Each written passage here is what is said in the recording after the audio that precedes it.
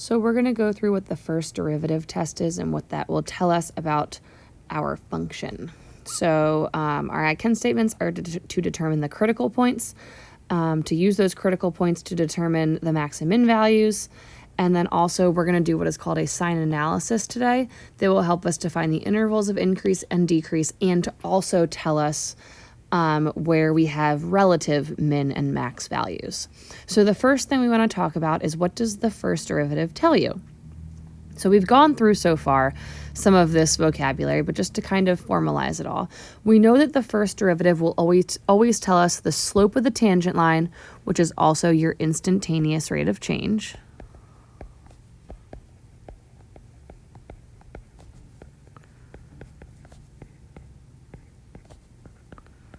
Okay, it'll also tell you where f of x is increasing or decreasing. So we've talked about the fact that if f prime of x is greater than 0, then that means that f of x was increasing. Okay, we also know that if f prime of x was less than 0, that tells us that f of x was decreasing. So notice the difference between the use of the word positive and increasing. If f prime of x is positive, then f of x is increasing. If f prime of x is negative, that means that f of x was decreasing. Okay, we also know that our derivative can tell us where f of x has a rate of change of 0 or where it's undefined, and that's usually going to be where our particle is at rest. So those are all the kind of things that we can figure out just from using our first derivative. Everything that we do today is going to be completely algebraic. The graphs will be there to help you guys to check yourself, but everything that you're doing should be done algebraically without the use of Desmos, without really the use of a calculator or anything like that. So let's talk about the first derivative test. Okay, so by using calculus, we want to find the intervals where the function is increasing, decreasing, and the location of the local mins and the local maxes. So before we go any further, okay, if I have a graph of a function f of x right here, okay, and I think about where my local mins and where my local maxes are, okay, if I have a local minimum, which is going to be a low point, this is going to be a local min, or a local max, and then down here again I have another local min. Okay, this is different than what we were talking about yesterday when we talked about absolute min and absolute max. Those are going to be the overall absolute points. Local mins are just going to be where our graph is changing direction, where it's going from positive to negative or negative to positive. So what we need to know before we go on any further is that if I have a local minimum, I know that my function f of x is going to go from decreasing to increasing. Okay, that's what makes it a minimum point, is that it's decreasing and it changes and it starts coming back up. A maximum is the opposite. It's going to be increasing, but then a maximum is going to change to decreasing. Okay, so we know that on either side of a local maximum, it has to be positive to the left and it's got to be negative to the right. And then same thing with a local minimum. To the left, it's going to be negative, and then to the right, it's going to end up going back up and increasing. So these are the kind of things that we're going to want to look for when we're doing our first derivative test. So now we're going to act as if we don't have that graph, even though obviously we all just looked at it and we kind of know what's going on. We're going to figure out where all of those points are algebraically and using calculus, by using calculus. That's the big idea here. So we know if I want to know where I have local mins and local maxes, the first thing that's super important to know here is that at each of these points, we know that our derivative is 0. Those are going to have a tangent line that is completely horizontal.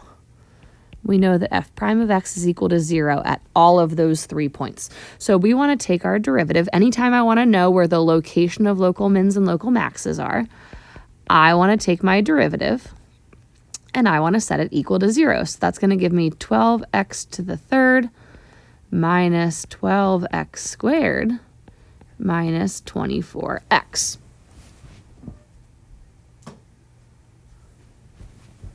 So now what we want to do is I want to figure out, okay, well, where is that equal to 0? So 0 equals 12x to the third minus 12x squared minus 24x. First thing I'm going to do is I'm going to factor a 12 and an x out.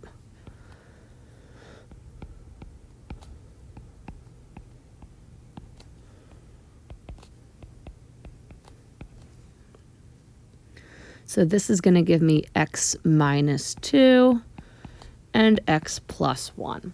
So I factored that completely out. And now I'm going to want to know where my critical points are. So the critical points here, I know that I have critical points at x equals 0, x equals 2, and at x equals negative 1. So those are all of my critical points. They're also in this case, they're going to be our horizontal tangents. We could check for vertical tangents where this is going to be undefined, but we know that if I just have a basic polynomial function, I know there's nowhere that that's going to be undefined. It's going to be a continuous differentiable function everywhere. So we don't have to check for the undefined part here. So we have these 3 critical points, okay? Now, if I don't know what this graph looks like, I can think about the end behavior if you want. Okay, that's one way to kind of get yourself started is you know that this has a positive exponent. Okay, you know that it's a positive coefficient. So you know your end behavior might both be going up to infinity on each side. But what we're going to do is anytime we want to figure out what's actually happening at those points, we're going to do what is called a sign analysis.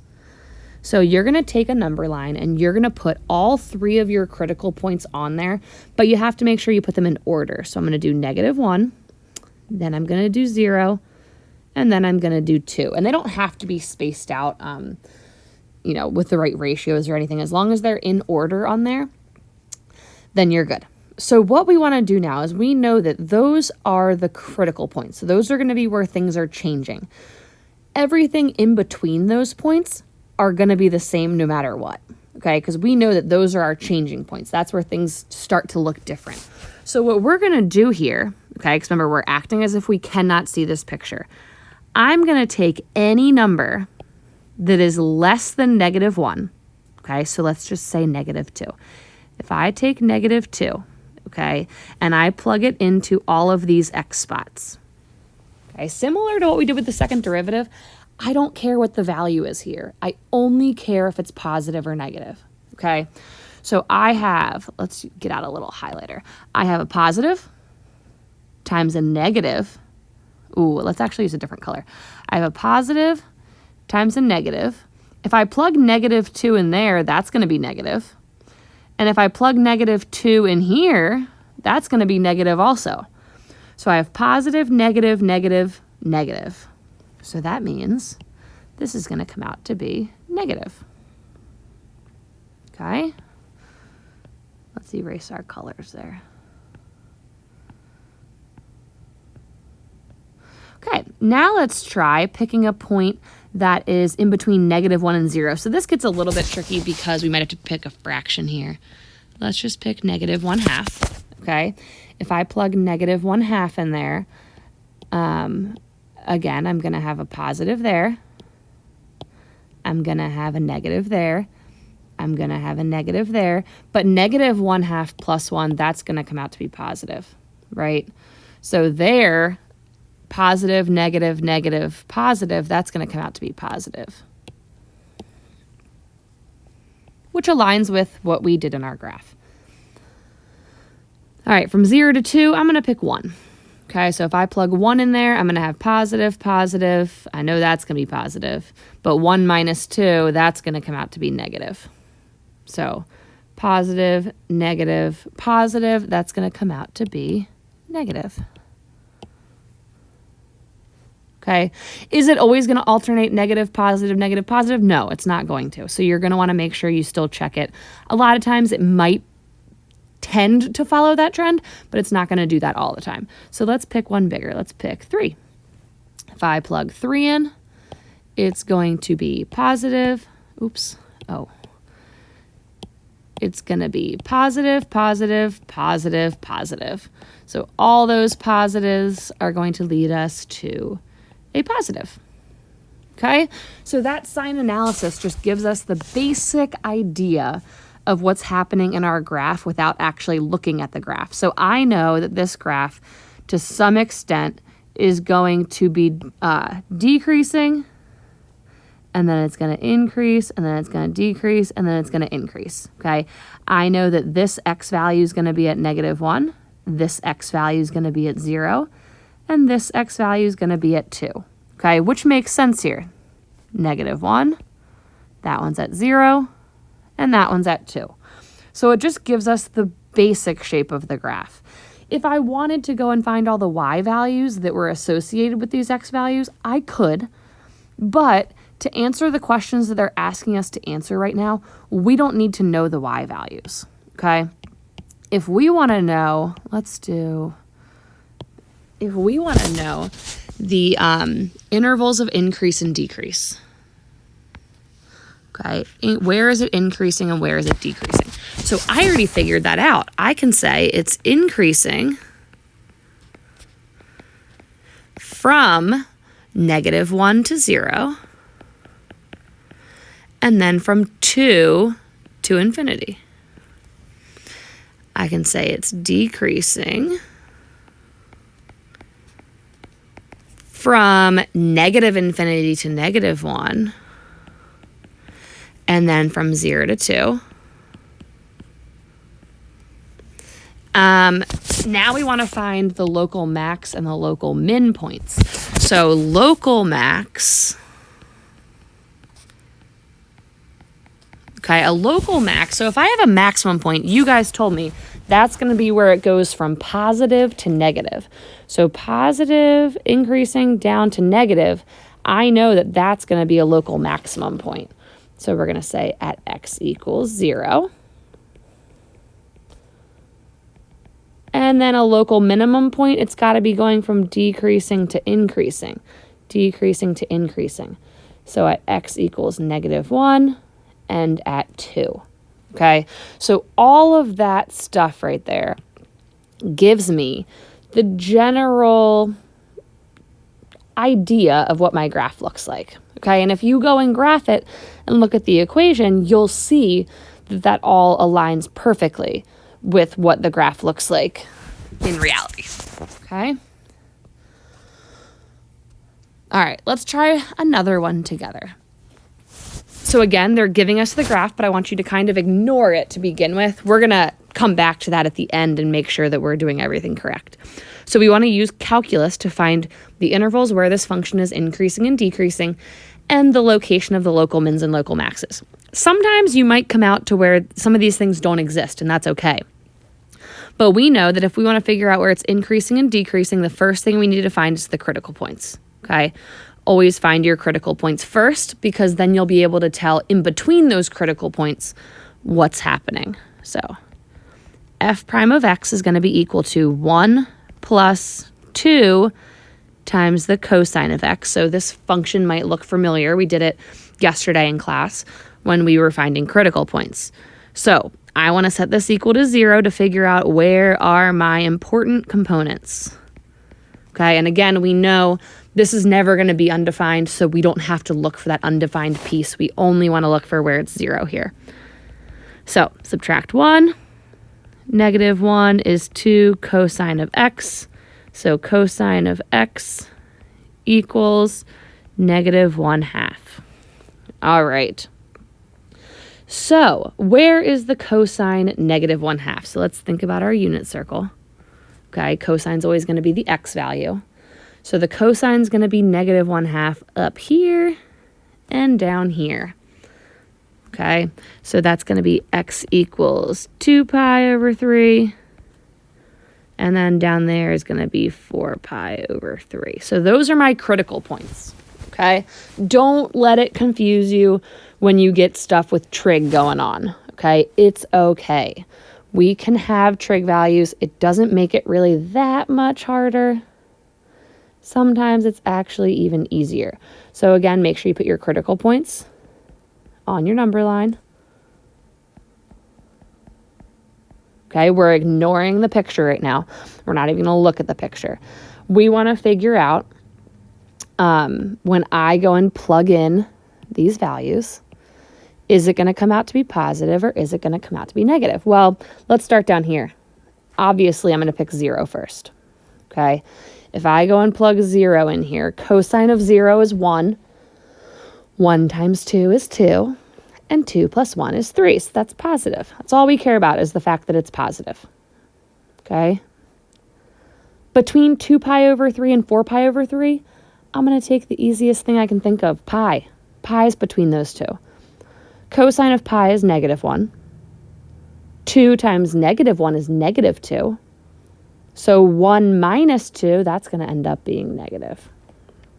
Okay? And then we got to pick something bigger. So I'm going to just go big and say 2 pi. Okay? Cosine of 2 pi, same thing as cosine of 0, right? So we know that's also going to be positive. All right, so let's look over here. Does this align? Pi over 3, this is probably 2 pi over 3. This is probably 3 pi over 3. This is 4 pi over 3. This is 5 pi over 3. And this is 2 pi. Okay? So as we look at this graph, we can see, yeah, it's increasing, and then at 2 pi over 3, it changes to decreasing. And then at 4 pi over 3, it's going to change again to increasing. So we know now, looking at this, that if it's going from increasing to decreasing, I must have a maximum point at pi over 3, which is true. And going from 4 pi on each side of 4 pi over 3, it's decreasing and then increasing, which makes sense. That should be our local minimum point. Okay? So now let's take all of that and kind of formalize it. If I want my intervals of increase, okay, intervals of increase here, we're going to say from -infinity all the way up to 2 pi over 3.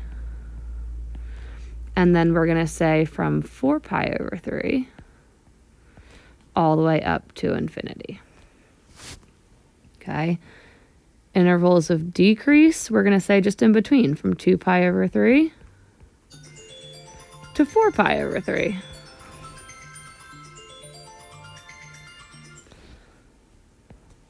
Okay. And then the last thing, we want to look for the location of local mins or local maxes. So a local, we have one of each here. Local min, we found out, was at x equals 4 pi over 3. And then the local max is at x equals 2 pi over 3. So that's everything that can be determined from looking at that first derivative test. All right, last one. And this one we're not given the graph to look at all. So I need to find everything, intervals of increase, decrease. If there's any max or min points, we're going to find all of it here. So the first thing let's do, let's find the first derivative. So I'm going to do low d high minus high d low. Okay, always use parentheses. You guys are always forgetting parentheses, so the more you use, the better it is. Over low squared. Do not forget your denominator. If you guys don't write your denominator, then it's wrong. Okay, so this is going to be equal to 8x squared plus 8x minus 4x squared over 4x plus 4 to the second power. Now I know dy dx. I can make this 4x squared plus 8x over 4x plus 4, all to the second power.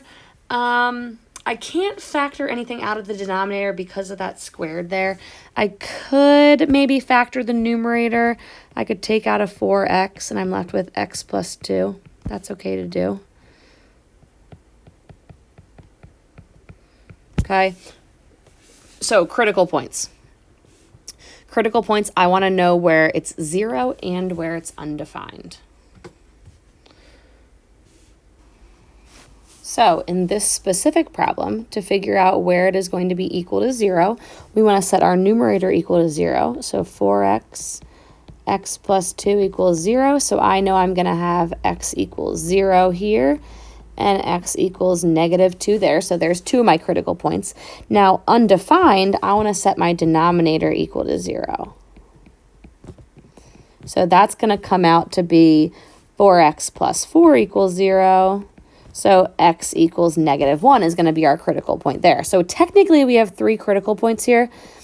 All right, now we talked about this yesterday in class that you always want to go back and just double check that your critical points are in the domain of your original function. So this is my original function, okay?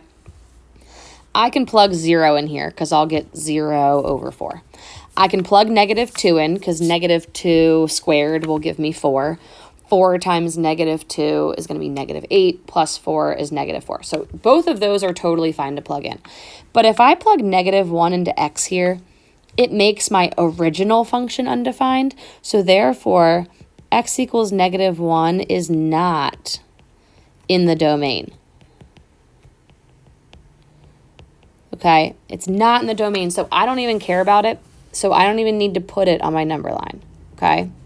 You can if you want to. It's not going to really cause too many issues, but we're really just going to leave it as negative 2 and 0. Okay, if you put too many points on there, I guess it's not going to affect your final answer, but you want to make sure that only your true critical values are going in there. So I know, let's see, whatever I plug in, if this is my function right here, okay, this is my derivative.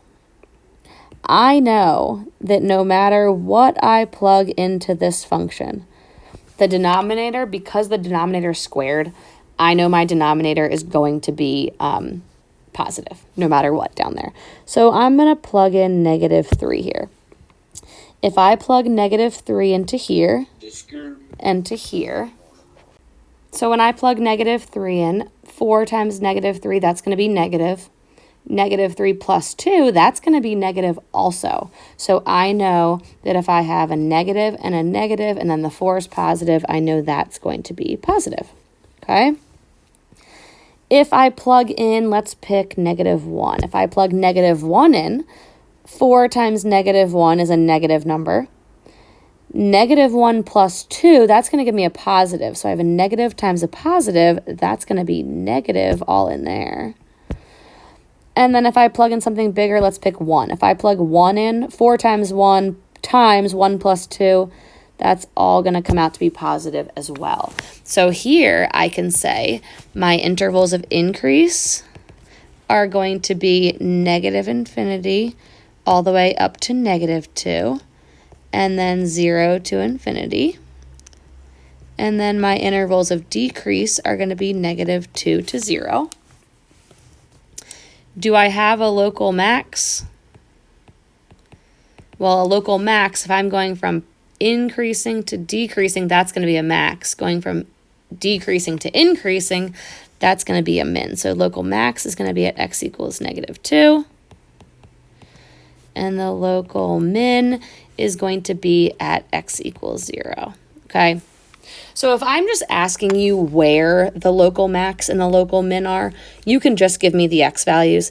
If I asked you what the max and the min are, if I want the actual value of the max and the min, that's when you're going to want to go back and plug it in to find the y value. Okay, so there is your intervals of increase and decrease and the local max and min for that question. You can always go after you're done and check in Desmos. So we can see here that at negative 2, negative 1, they gave us the y values in Desmos, obviously. We have a max there. We have a min at 0, 0. And then you'll see at negative 1, we actually had an asymptote there. So that's why we didn't really have to check it. It was our asymptote, so it was undefined to begin with, so we could ignore it.